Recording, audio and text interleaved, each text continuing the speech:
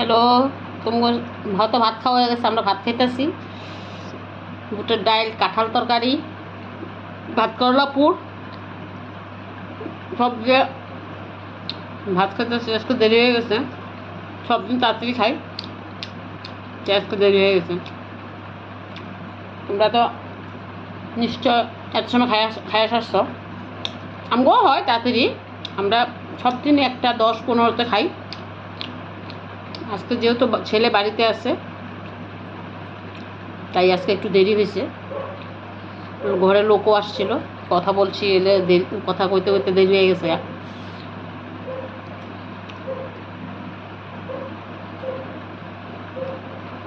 তারপর তোমরা কী দিয়ে খাও কমেন্ট করে জানিয়ে দিও। আমি তো কী দিয়ে খাইতেছি তোমাদের বললাম।